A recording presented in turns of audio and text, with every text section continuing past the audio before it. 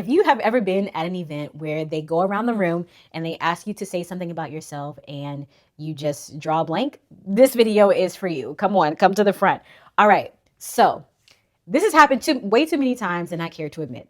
However, I want to talk about the spiral that we feel, that nervousness, the redness in your face, that butterfly sensation, especially if you are an introvert, you know, that kind of insecurity hits you. All of a sudden, your time comes and you've rewritten in your mind a bunch of times what you're going to say, and then you just spit something out. And then you spend the rest of the night thinking about, dang, should I have said that? Oh man, I could have said something else. And the cycle continues. Here's what I want you to realize. The devil is playing a very specific playbook on you, and we are going to dive into it today so we can cut this mess out once and for all. Okay, here's the deal.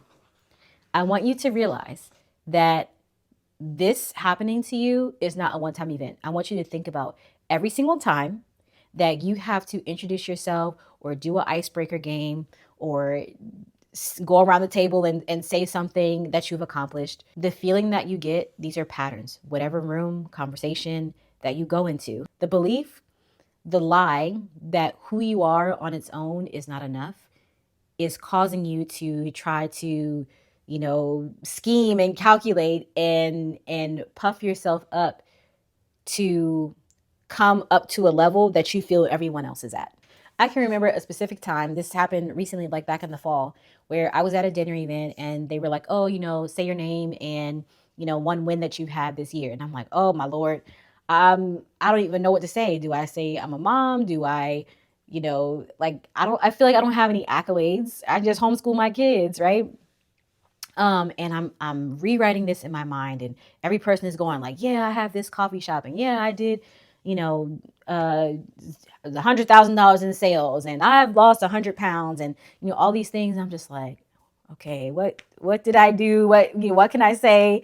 Right? It's getting closer and closer, and I'm like, okay, I'm gonna say this. No, no, no, that's not gonna work. Okay, I'm gonna say no, no, no, that's not gonna work. The whole time, I wrote a whole book about hiding. I have committed my life to teaching women about their identity in Christ, yet and still I had this moment where I'm like, I don't know what to say about myself. So I leaned over to my sister-in-law and she's like, girl, what are you even talking about? You're a mom of 4. You just wrote a whole book. Like, you are extremely accomplished. That was not a sermon. That wasn't a Bible study. That was just 10 seconds of somebody that I knew cutting through all of the lies that I was telling myself in that moment. And to me, I feel like it wasn't something that, it wasn't just like a compliment she was giving. It was helping me to realize what God has actually done. And even the small things are big accomplishments. Any success that I have in my life is attributed to God's goodness and his faithfulness. So that's a win to me.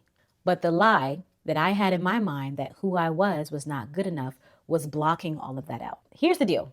The enemy is not just trying to make you feel bad. He likes to use shame as a way to make you blind to certain things. It actually filters out all of the evidence of the things that God is doing in your life. Then what it does is it amplifies all the reasons that you feel like you don't measure up. If you go back to Genesis chapter 3, you can see what happened with Adam and Eve, where as soon as they sinned, it didn't just make them feel bad.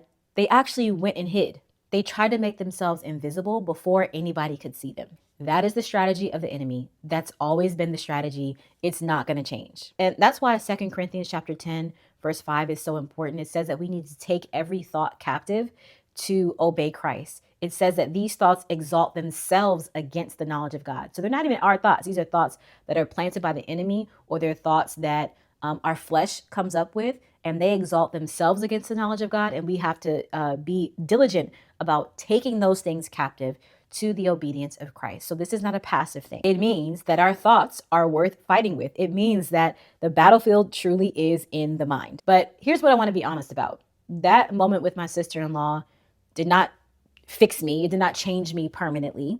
I didn't walk out of that dinner, a brand new woman. What it did, though, was help me to see the play for what it was. I have since been in similar environments where I have to go around and introduce myself. I still get those feelings, the warmth in the face, the butterflies in the stomach, and starting to think about what it is that I want to say. And that's cool. But at least now I can name it. And naming it is everything, because now the enemy's plan, the playbook, is exposed. The second you see what it is, it has less room to move and to succeed in your life. So for me, what it looks like to actually catch this before it spirals too far is, instead of trying to, um, you know, say some vague things about myself, I'm honest with myself. I am a homeschooling mother of 4. I am a stay-at-home mom. I wrote a book. I help women who struggle with insecurity, because that is the truth. And it's not because that necessarily sounds impressive, but it's what God has actually done. What's the need to lie? What's the need to hide? Where you are is where you are. And as I mentioned, any small win is still a big win, because God is doing it in your life, and your life matters. And one thing that I really had to learn, like, I've been a stay-at-home mom for quite a while now. And I remember feeling so embarrassed when I first became a stay-at-home mom. We had gone on vacation, and the lady was like, "Oh, what do you do for work?" And because we were doing an excursion, and she's like, "What do you do for work?" And I said, I stay at home with my kids." And she's like, "Housewife," on the paper, and I was just like, I don't know why, I just felt something on the inside, like, but my identity is not wrapped up in what I do. It's who I am in the Lord. And so over the last, you know, 13 plus years, I'm having to learn how to be content with saying, I'm a stay-at-home mom, and I'm proud of it. Full stop, no apologies. This is what it is. This is my life. And say something if you want.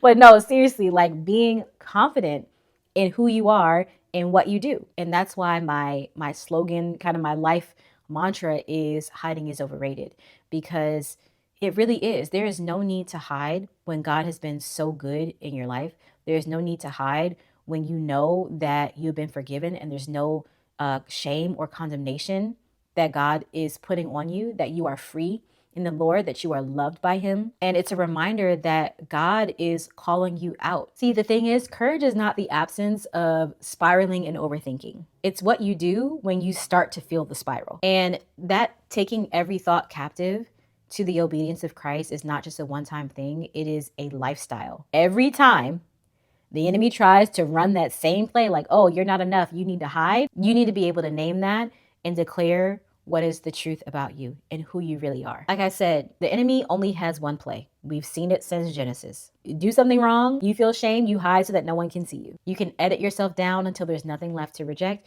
You can big yourself up so that everybody accepts you. But here's what he doesn't want you to know. That play only works when you can't see it. So now you know what's up. The next time you feel that warmth in your face and the butterflies in your stomach, and you start to think about what you're going to say, that pull to give the safe, generic, simple answer, that is the spiral starting. Don't let it continue. Come back to what God has actually done in your life and remind yourself that hiding is overrated. If this resonated with you, I want you to check out the free Shame Detox Starter Pack. The link is in the description and in the comment section. And as always, thank you so much for watching, and I'll see you next time. Bye.